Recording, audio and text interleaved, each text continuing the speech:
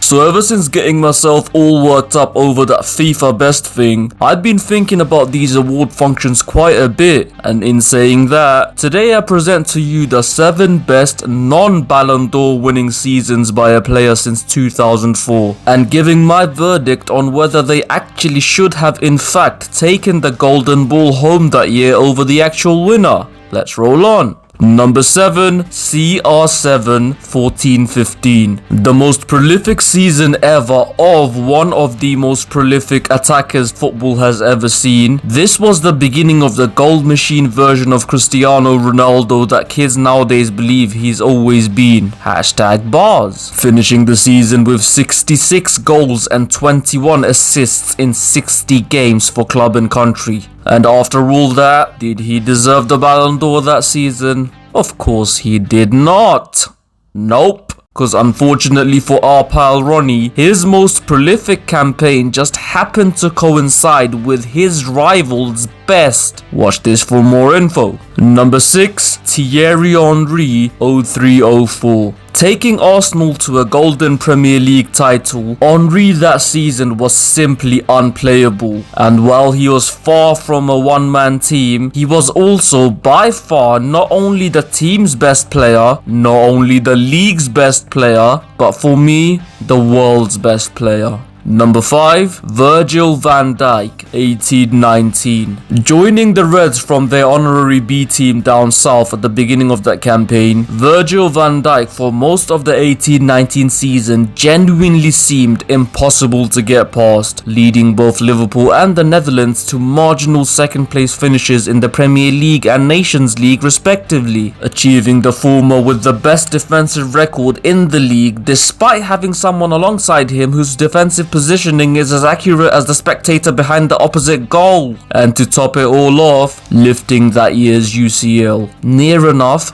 perfect. Even then though, those who've watched my previous Ballon d'Or related video would know that as far as him winning that year's Golden Ball over Messi, I'd say he narrowly loses out. But hey, narrowly losing out to one of the best versions of arguably the best player ever? Not too shabby for Dikey. Number 4, Luis Suarez 13-14. Despite missing the first few games of the 13-14 campaign following his count-term second biting incident, to say Suarez made up for the loss of time with the remainder of the season would be a huge understatement, as September onwards saw the notoriously nasty, nefarious and nowhere near noble nor normal nutcase, notably known as Norwich's never-ending nightmare, nailed possibly the greatest individual season in Premier League history, and do so in a, let's be honest, far from super side in Scarlet, who some say solely because of Suarez's sparkle, where a single solitary slanderous Stevie slip and a soul-sucking stinker are still her separate from successfully securing a severely scarce and sincerely surprising sight of a Scouse PL title. But despite all that, as unbelievable as it sounds, Suarez was still clearly and inarguably the second best that campaign. Cause while Virgil lost out to one of the best versions of arguably the greatest ever, Cannibal Hector here was going head to head with not one of, but the greatest version of the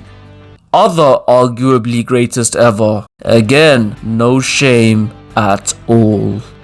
In every sense. Number 3, Robert Lewandowski 19-20. Nope, not the one where he was robbed by Messi, honorable mention by the way, but the campaign prior where he was even better. The 19-20 season saw Bayern Munich win their second treble in 8 years, with Lewandowski finishing as top scorer in each of the 3 competitions, including 15 goals in the UCL, only the second player ever to achieve that feat. Sensational. Fucking stupid batsuit bullshit. Fuck prick. Fucking prick. Dickhead. I'm single by the way. Fuck.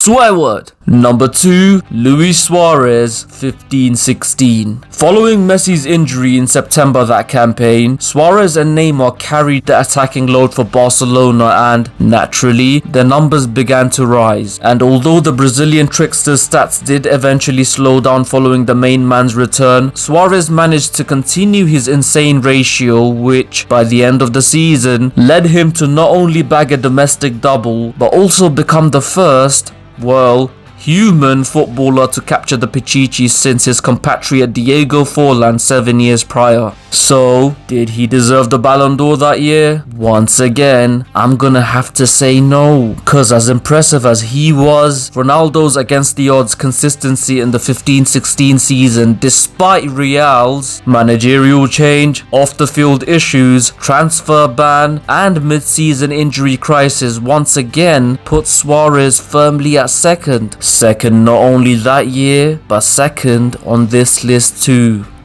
And as far as for the first in both, number 1, Cristiano Ronaldo, 11-12. So over the stretch of his career, Ronaldo has garnered quite a rightful reputation for having one of the best and most functional physiques in the footballing world. And though he's always maintained that physique and used it to its optimal capacity of performance every season he's played, if you're looking for when the absolute peak of this was, look no further. Years removed from the skinny teenager who lacked the end product, believe it or not, Ronaldo's 11-12 version is the most simple and effective version of a modern day inverted winger you'll ever see.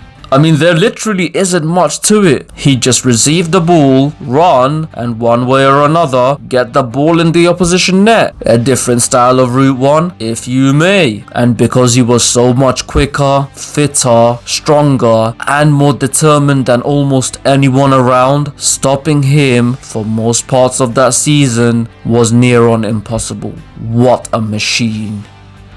However, despite all that, did he deserve the Ballon d'Or that year? No. And why not?